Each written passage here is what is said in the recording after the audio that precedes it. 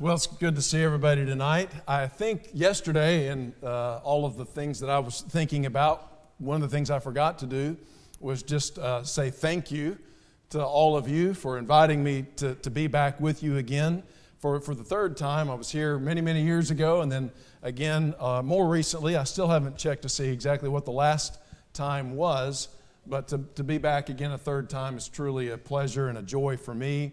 And I especially want to say thank you to the elders for extending the invitation and the confidence in me to lead our thoughts and our study in God's Word. It's always a joy to come back to places where you've been before because you get to see old friends. Brother Shiflett and I are old friends. We've been knowing each other for a very long time, going back to meetings that I held in Hot Springs. I don't even want to think about how long ago that's been. But we go back a long time, and many of you I've met through the years here and in other places, and it's always great to see how people are doing, what's going on in their lives, and I look forward to getting to know some of you for the first time this week and to getting to know all of you a little bit better. It's a joy to be in the family of God and to have so much to discuss and to share together. Well, we're beginning tonight a second series in our series of meetings. Yesterday we talked about margin, and tonight we're going to begin a four-part series that will focus on when the waves keep coming, and that's something that comes from Psalm 42, and you can turn over there if you want. I'll be bringing up the specific verse we're going to focus on tonight in a few moments. But Psalm 42 is kind of famous to us because of the song that has been being sung for about a generation now about as the deer pants for the water brook, so my soul longs after you. I remember years ago when I first moved to Kentucky, there was an elderly lady who was a member of the church there, and she told me one Sunday, Brother Lawrence, I don't like that deer song. I do not like that deer song. I said, well, Sister Cash, what's the problem? She said, well, there's nothing in the Bible about deer drinking from water brooks. And I said, well, actually, in Psalm 42, it does refer to that. And she paused for a moment and she said, well, I still don't like it. So I guess we're going to like what we're going to like sometimes, but it is a famous psalm and one of my favorites because of just the way that the psalmist in it, as he is in so many places, so real about the struggle that he's going through. And yet, he's not just going to lay down and give up. He continually is trying to remind himself and stir himself up, reminding himself of what he knew in the light. Even though he was in a dark place at the time that he composed the psalm, he's not going to, in the darkness, forget what he knew to be true in the light. And I think there's something wonderful about that for all of us whenever we're going through some struggles, whenever you're going through some hard times.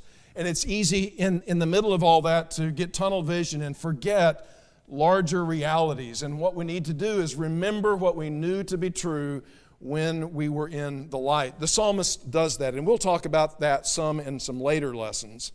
But as this psalm unfolds, he begins with this idea of the deer going to the water brook. And in my mind, what I see taking place is that this is a deer who has frequented this particular location, this particular stream, in order to satisfy his thirst many times in the past. Perhaps as a creature of habit, this was his regular routine. But on this occasion, when he arrives there on a hot day, in order to quench his thirst, the stream has dried up.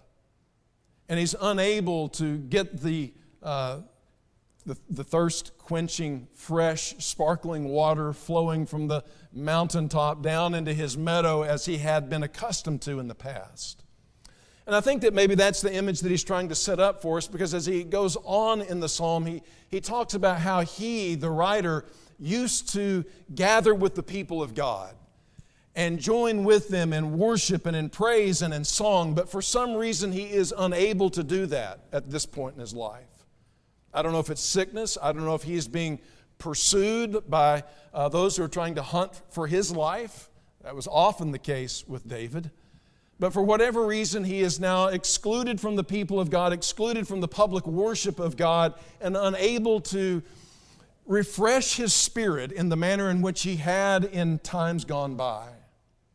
Anyone who's been sick for a prolonged period of time or for some other reason been unable to assemble with the people of God realizes what it means not to take for granted what we so easily do, and the great refreshment that comes from us being together in times like we are tonight. But he was unable to do that, and yet he tries to stir himself up and remember that that's the way it was, and in the future he's going to be able to do that again. He has hope in God that one day he will once more gather with the people of God and be renewed and be strengthened. But between what he remembers in the past and what he anticipates in the future is the difficult present. And that's where he is right now. And it just feels to him like this. In verse 7, he says, "Deep calls to deep in the roar of your waterfalls. All your waves and breakers have swept over me." It's a time when he feels like waves of adversity are just breaking over his head one after another, and he can no more get over the one thing that happens to him before the next thing befalls him. Have you ever had a season of life that was like that? I think 2020 was that way for me in a lot of ways, and perhaps for some of you. And maybe right now you're continuing to deal with just an onslaught of one thing after another. If you've ever been to the beach and the waves were kind of high and maybe you weren't paying careful attention and all of a sudden got knocked off your feet for a moment, and you start trying to recover yourself and you start trying to stand up again, what happens? As soon as you're just about to get your balance, the next wave comes in and it knocks you over. And that can happen over and over again, and it's disorienting, and it's sort of a helpless and powerless feeling. And that seems to describe where the psalmist is as he writes that. And it's a place that all of us have been, perhaps, or maybe are, or certainly one day will be, which is the why behind this particular 4-part series that we begin tonight. Because when the waves keep coming, we need something that will keep us from going under. When life gets tough, or the storm and waves of life, the waters of life get really rough, we need something that can function for us like a life preserver to keep us afloat, to keep us from going under for the last time. And so these 4 lessons, I hope, will reveal 4 truths that will work like life preservers to keep us afloat when the waves keep on coming. Just a quick preview. Tomorrow night we're going to see that one of those lifelines or life preservers is the truth that I don't have to go it alone. Sometimes we get to feeling sorry for ourselves, or we isolate ourselves and we think that there's no one around to help us, and that's not the case. We don't have to go through whatever it is you're going through by yourself. And secondly, we're going to, on Wednesday night, we're going to see that God's not indifferent. One of the things that happens when the waves are breaking over us is we begin to think things that aren't true. And sometimes we believe that this is happening because God's angry, or maybe God's punishing me, or maybe God isn't there, or maybe He's just indifferent to my plight altogether. And none of those things for the child of God are true. God's not indifferent. And then the final lesson in the series on Thursday, we're going to see that this life is not ultimate. That this life is not everything there is. And that's something that can alleviate a sense of panic that I think strikes a lot of people when life starts to not turn out for them the way they had thought that it would. And they feel like everything's passing them by and I'm just missing out. And we start to think, that there's just nothing for me. I've missed the boat. But the reality is, if we're faithful children of God, this isn't all there is. And this life's not ultimate, and that can be a life preserver for the person for whom the waves keep coming. But tonight we're going to look at this particular truth that I find personally very helpful, that when life is rough, when things are going wrong, it's helpful to know that it's not supposed to be this way. It's not supposed to be this way. Now, what does that statement mean? What do I mean by that? And how does knowing that help us? Well, those are the 2 things I want to try to do in the next few moments that we have together. When I say it's not supposed to be this way, what I mean is the world as we experience it as you and I are experiencing it perhaps even right now, is not the way that God originally designed it to be. The world that we live in is filled with all kinds of adversity and trial and difficulty and disaster and tragedy and pain and suffering and death. And it's comforting to me to know that that's not just because God intended it to be that way from the beginning and wanted for whatever sadistic reasons to just cause His creatures to suffer needlessly and without purpose. Instead, we see that there is in the Scripture a description of God's original creation that is described as good. In fact, you may remember, if you're a student of the Bible, beginning in Genesis 1, in each of the successive days of creation, God says at the end of it, "And it was good." He actually does that every time except after Monday. That's actually true. It does not say that after Monday, what we call Monday, that it was good. So if you really don't like Mondays, that's biblical. Every other day, God said at the end of that day of creation, He looked at what He had created and He said, "It's good." He's like a great craftsman who does a tremendously good job, and at the end of it, it steps back and looks and says that was good. But it's interesting because after each day was good, the next day He made what was good even better. Until at the end of the week of creation, He could look back at the whole thing and say, "It is very good."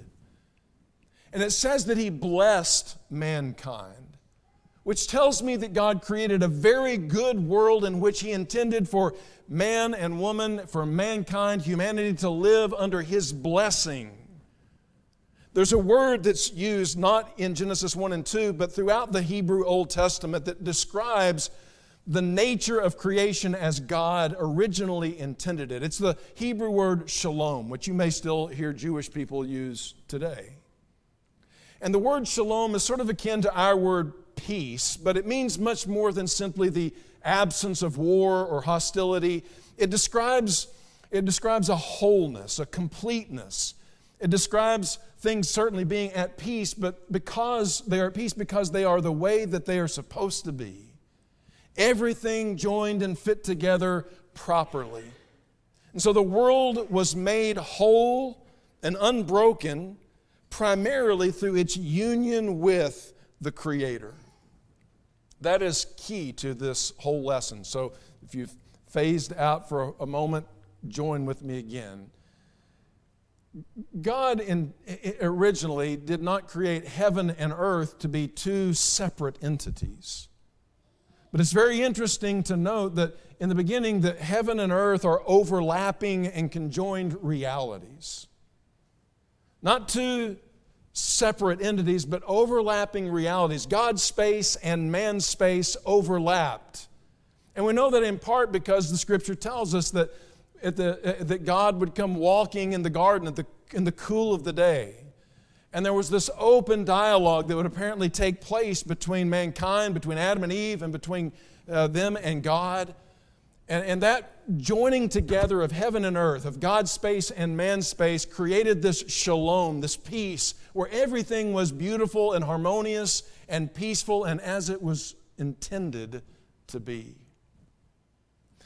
And one of the things that God did was entrust humanity, mankind, with the responsibility of ruling over this world, of ruling God's good creation, and doing so in a way that was consistent with His good and perfect will.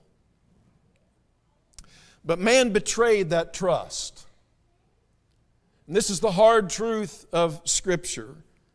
The man betrayed that trust and shattered the peace, shattered the shalom, and introduced, in the wake of his rebellion and sin and turning his back on God, introduced all the suffering and sorrow, all the death and disaster that we now experience. Not because that was the way that God originally designed it, but because of the pulling apart of heaven and earth, of the separation of God and man in the intimate way that He designed it and intended it to be from the beginning. And you know the story. I won't take the time tonight to go into much detail about it, but simply put, God put the tree of the knowledge of good and evil in the Garden of Eden, and we could go on and on about that, but it gave mankind a choice whether he would rule and govern the world under the authority and consistent with the good and perfect will of God, or whether he would reject that and go his own way. And the fact of the matter is, when he chose to eat the tree of the fruit of that tree which God had forbidden, he made a choice and in effect was stiff-arming or pushing God away and saying, God, we can take it from here. Maybe what you started was good, and maybe it's even very good, but we believe that we can now act as independent agents, turning our back on you, and we can run the show from this point forward. And that was the beginning of all of the misfortune that you and I continue to experience today. Death and destruction, sickness and sorrow. The Apostle Paul puts this rather bluntly in Romans chapter 5 and verse 12, where he says that sin came into the world through one man. Speaking of Adam. Sin came into the world through one man, and death through sin. And so death spread to all men because all sinned. This refers to what the theologians call the fall, or refer to as the fall. And the fall simply is that idea of the rupture or the separation, the distancing between God and man, between heaven and earth, between God's ideal and the mess that we made of it. And all of that began with one man's rebellion in the garden. Now there is controversy, as you may be aware, over this verse and exactly what is meant by the idea that death spread to all men because all sinned.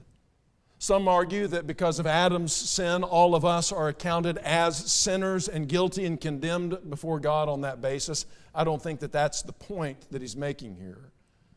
But he is saying that there is a connection there. We do suffer and experience physical death, and I think along with that, all of the sorrow and sufferings that we know as a consequence of that first sin in the garden. But the reality is that none of us can blame Adam and act like he's the only one who's to blame. Because he says that all sinned. And I take that to mean that we have followed suit. Like father, like son, we have done the same kind of thing. And if you're honest, and I'm honest, I know that there have been many times in my life where I have eaten the forbidden fruit. Or have gone my own way and stiff-armed God, turned my back on Him and said, I think I know best. I understand what your word and your will is, but I'm going to do it my way. And so we contribute to the problem that began with our ancient forefather in the garden long ago. And we continue to shatter the shalom, to disrupt the peace and the harmony and the fabric of God's good creation. But he goes on and describes this a little bit in more detail in Romans, the 8th chapter, and the 20th verse, where he says that the creation, speaking all of the inanimate creation as well as mankind, was subjected to frustration, or some translations say futility. So this seemingly futile and chaotic and inexplicable disorder that we see in the world around us, the tragedy, the sin, the suffering, the death, all of these undesirable things that take place, this was something that the creation was subjected to, not by its own choice. And I take that to mean not because that's just the way that it necessarily had to be. The natural order of things couldn't have been different. But by the will of the one who subjected it to that condition in hope. In other words, God, because of our decision to turn our backs on Him, said, in effect, okay, have it your way. If you want to have a world independent and in rebellion against God, then go for it. And we'll see what that looks like.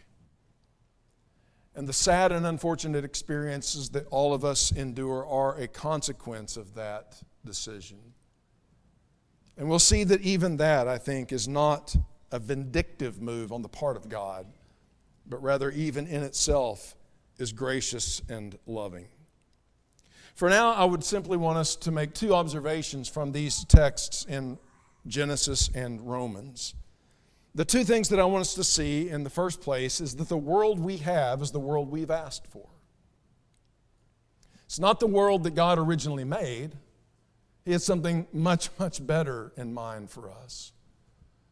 But the world that we have, with all of the sin and the sorrow and the suffering and the death that exists in it, is the world that we have asked for when we told God that He is not necessary. And so we see what it's like when the fabric of creation is torn. It's a world where God's wisdom has been exchanged for our own, where His vision of what is true and what is good and what is beautiful have been replaced with that of our own and according to our own lights and tastes. And it means, secondly, that God honored our request to have a world that's run by us, independent of Him, and often in rebellion to His good and perfect will. And He honored that request for a specific reason. And it's just amazing to me that God would honor that request on our part, but He has, and He's done so, I think, for this reason, that we might taste the bitter fruit of our rebellion and long for the pleasure of His presence. Think about that a moment. It's taken me a long time to kind of come to grips with this idea, but I think it's really important. That there could be really nothing worse for us than to just be satisfied with enough creaturely comforts in this world, that we'd just be okay with that without having an intimate, personal relationship with God, the giver of all good and perfect gifts. Here's what I mean by that.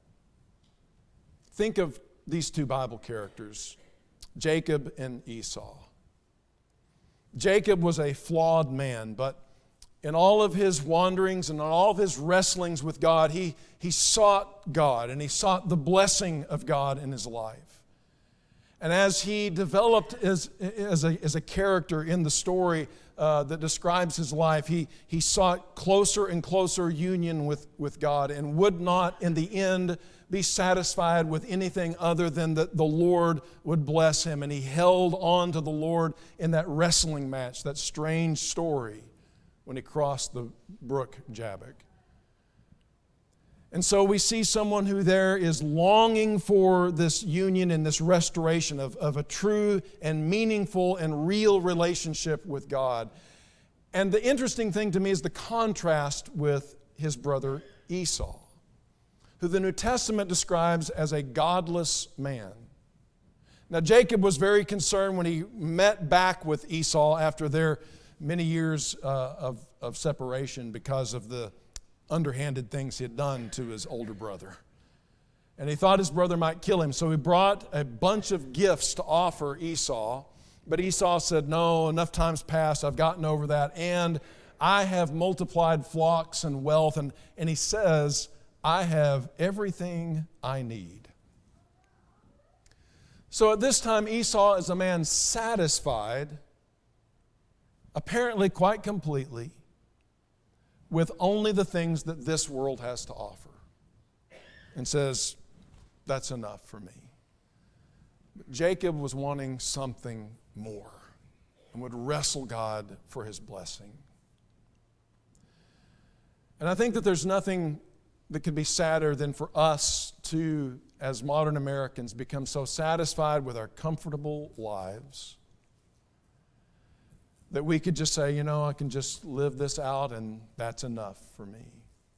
Because God has in mind something so much richer, so much more enduring, so much more beautiful and purposeful and meaningful than what this world in separation from God could ever offer. And that's why I say that it's actually His grace and mercy that He subjected this world to this futility that we experience, so that it would jar us into realizing that without God, we cannot be ever truly happy and truly satisfied.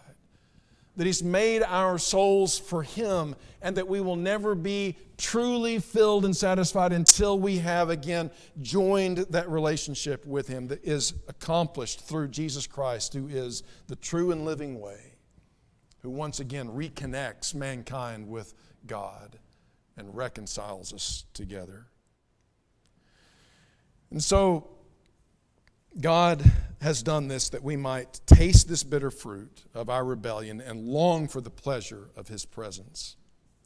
Now the question is, how does knowing all of this and knowing that the world as it now is and your life as it now is not what it was intended to be at the beginning, how does that help us as we go through the difficulties of life?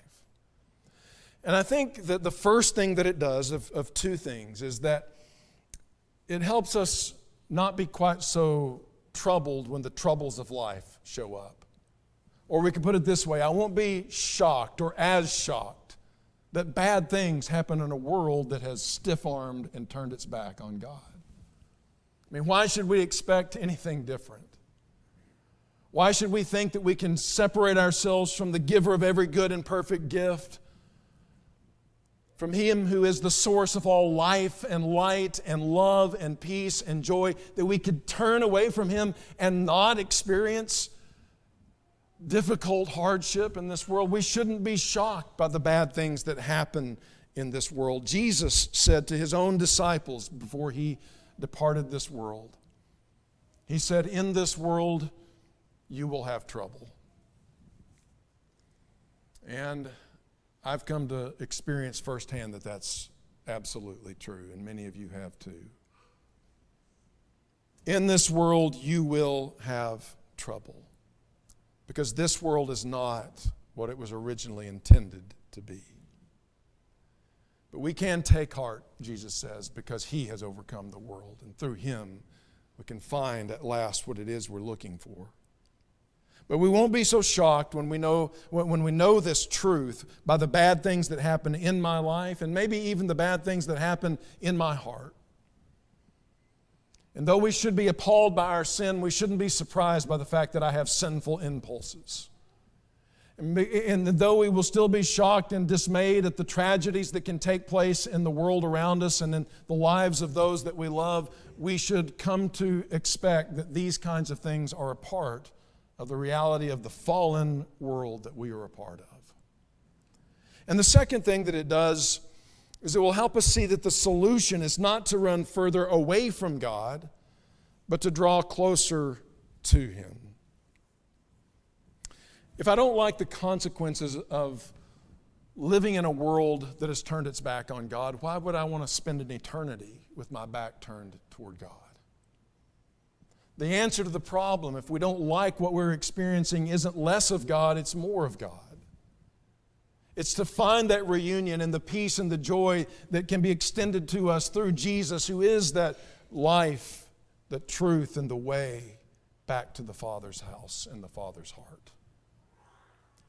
And that we'll experience through that the beginning of something beautiful and good that will continue to blossom as we make our journey back to the Father's house. And so here's why it matters to me so much that we get this. Because as I said in the introduction, sooner or later, we're all going to face, you're going to face, I'm going to face seasons of life in which the waves just keep on coming. And we're going to find ourselves crying out, if we're not prepared, how could this happen? Or it's not supposed to be like this. I've been asked that. How could this happen? After the sudden and unexpected death of a young mother. After the suicide of an elder. After a wife discovering her husband's adulteries. It's a hard and difficult world that we are living in. And I've asked that question myself at different times in my life. Our youngest child has disabilities that are sometimes difficult to understand and difficult to deal with. I watched my father slowly and agonizingly pass away from this world this past year. And even worse than that, I watched my mother-in-law go through what I just could not imagine, just unimaginable suffering and pain before her final breath was taken. And you say to yourself, it's not supposed to be like this.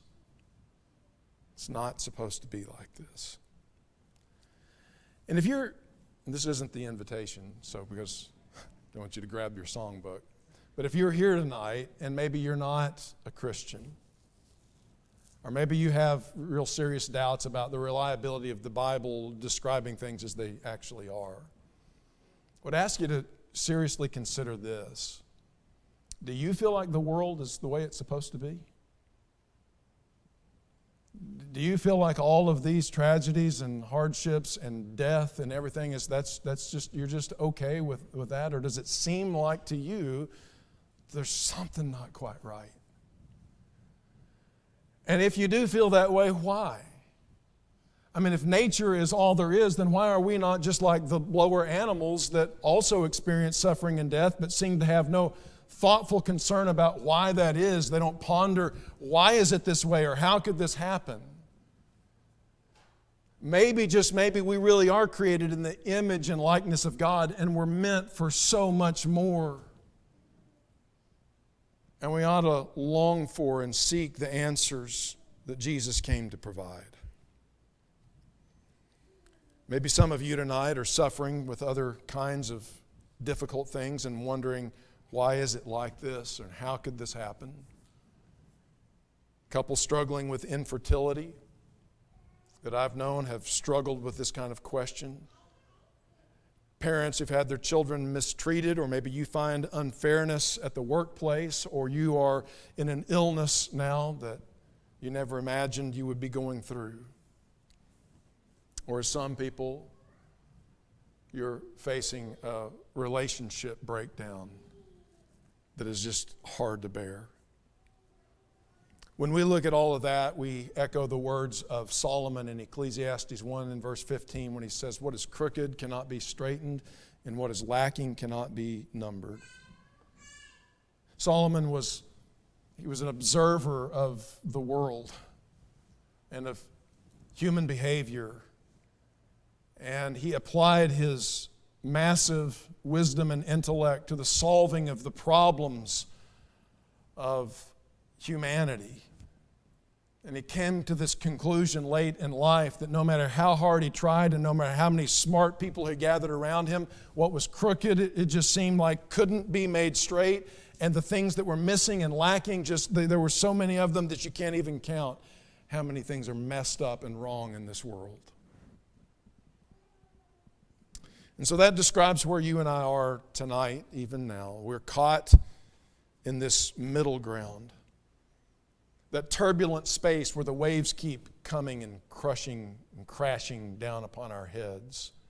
It's a space between how things used to be, and we still somehow retain, even these millennia later, a memory of that garden and all the good and peaceful and shalom that existed in that place. And we are looking the other direction toward that day in which all will be restored and everything will be made whole and every tear will be wiped away.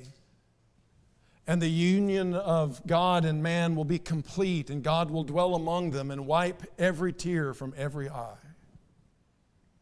But right now is that messy middle between these two places. And I think that that's one of the things for me that makes the miracles of Jesus so meaningful now. When I was younger, I saw them purely as demonstrations of power. But then it occurred to me that if that's all Jesus was trying to do in the miracles that he performed, that there were things he could have done that would have been greater demonstrations of power, perhaps. I mean, he could have just flown up into the air and skywrite across the sky, something about, I am Jesus, the Son of God, like it or leave it. Flown over to Rome and plucked the crown off the emperor's head and flown around with that, put it on himself and said, I am the king. But instead, almost all of the miracles that Jesus performed were taking the things in this world that are broken and that cause people the greatest amount of grief and suffering and pain and making them whole. Touching the leper, who is not only racked with physical pain but a social outcast. The woman with the issue of blood, children who had died and being restored to their parents.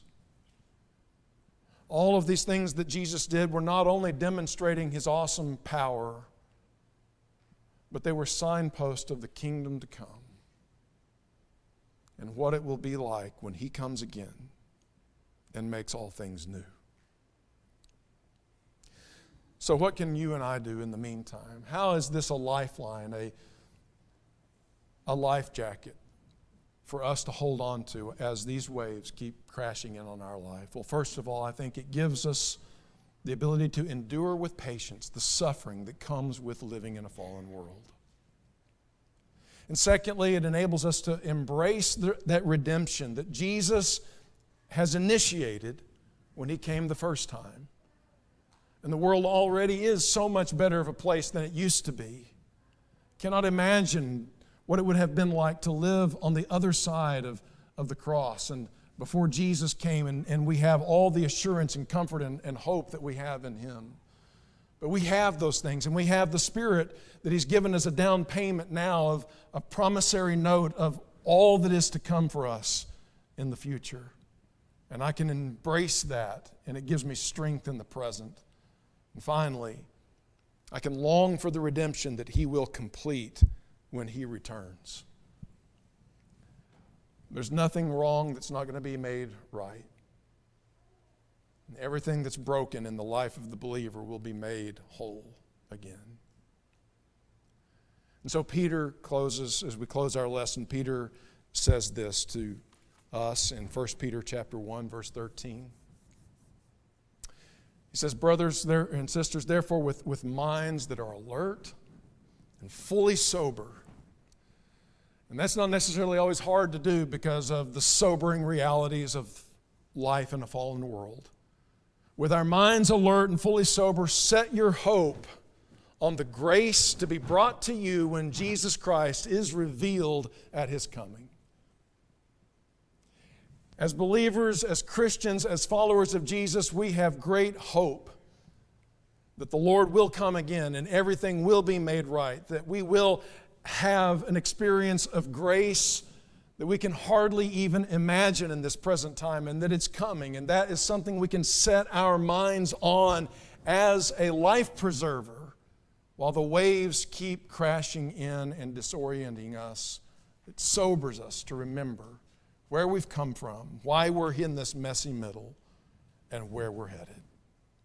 Well, if you're not a Christian tonight, we want to extend to you the gospel of Jesus Christ, the invitation that Christ offers. It's His invitation, not ours. But we stand, and along with the Spirit, we invite anyone and all to come and to know the peace and the joy that Jesus brings and that introduces into our messy lives and the suffering that we experience now, the healing that comes from forgiveness of sins and the hope of life everlasting, joined again with our Father. If you'd like to lay hold of the promises that Jesus secured for you in His death on the cross, then come confess His name, repent of your self-centered ways and rebellion against God, and be united with Him in baptism. He'll raise you up to begin experiencing this newness of life. If we can help you in that regard, let us know while we stand.